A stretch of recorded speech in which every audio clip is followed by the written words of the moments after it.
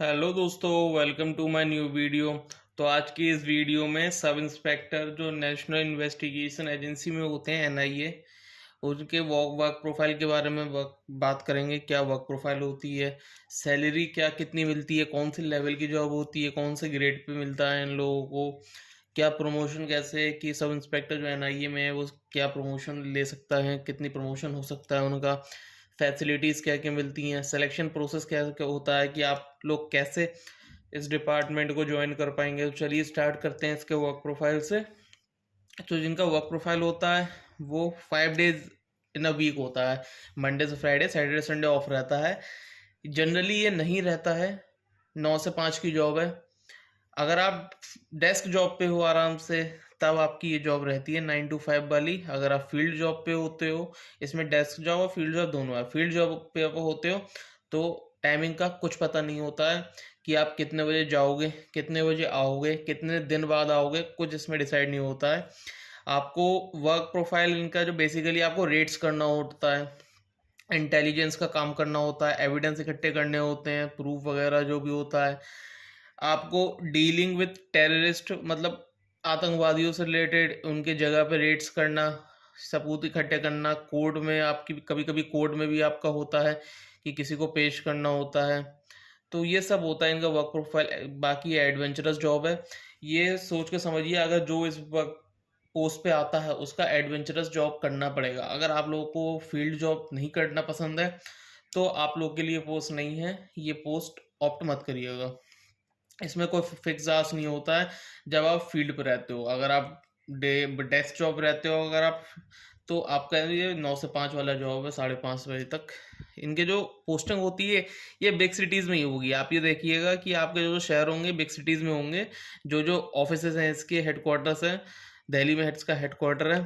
तो आपका ये नहीं है कि गांव देहात में पोस्टेड होगा। आपके जो जो पोस्टिंग होगी ये बिग सिटीज़ में ही होंगे।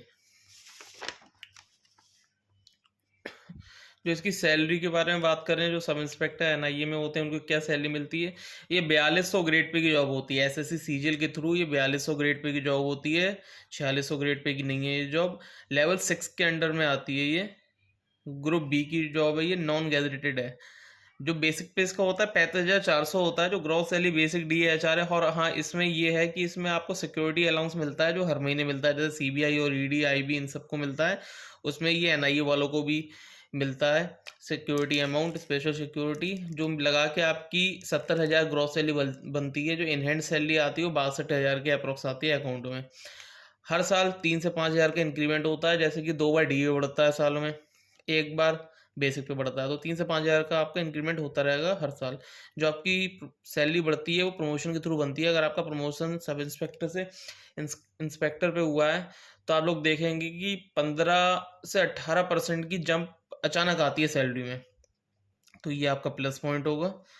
जो इसका प्रमोशन की बात करते हैं, ये सब इंस्पेक्टर से इंस्पेक्टर, वैसे इसकी प्रमोशन जो है ये नहीं है कि बहुत फास्ट है बहुत स्लो है, आप मिनिमम मान सकते हैं इसमें।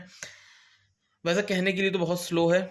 तो सब इंस्पेक्टर से इंस्पेक्टर बनने में 6 से 7 साल लग जाते हैं। इंस्पेक्टर से फिर डीएसपी बनने में आपको 10 से 12 साल 15 साल लग जाते हैं। फिर एडिशनल एसपी, जो सब इंस्पेक्टर से ज्वाइन करते हैं वो एडिशनल एसपी पे ही रिटायर हो जाते हैं। बहुत रेयर केस में जिनका ट्रैक रिकॉर्ड बहुत अच्छा है वो ही एसपी तक जा सकते हैं। वैसे तो एएसपी तक ही आके रिटायर हो जाते हैं सब लोग। फैसिलिटीज़ के बारे में बात करते हैं इसकी। इनको क्या फैसिलिटीज़ मिलती है। इनको मेडिकल फैसिलिटी मिलती है आपको और आपके डिपेंडेंट को, कि जो भी कुछ अगर दिक्कत होती है तो मेडिकल का पूरा क्लेम मिलता है इसमें। दिवाली बोनस मिलता है आपको 8-10 हज़ार के approx. Government quarters easily allot हो जाते हैं। एलटीसी आप लोग ले सकते हैं, सेकंड एसी का या फ्लाइट का ले सकते हैं। चाइल्ड ट्यूशन फीस ले सकते हैं मैक्सिमम 2 बच्चों के लिए, 2 चिल्ड्रंस के लिए। इसमें आपको मैंने बताया कि स्पेशल सिक्योरिटी अलाउंस मिलता है, जो कि डेस्क जॉब वालों को, एएसओ वगैरह को नहीं मिलता है, जो एमईए सीएसएस में रहते हैं। जो फील्ड जॉब में होता है जैसे ईबीटी हो गया, सीबीआई हो गया और एनआईए आईबी, इसमें हेक्टिक शेड्यूल है इसलिए सिक्योरिटी अलाउंस मिलता है इसमें आपको। मोबाइल बिल्स आप लोग क्लेम कर सकते हैं।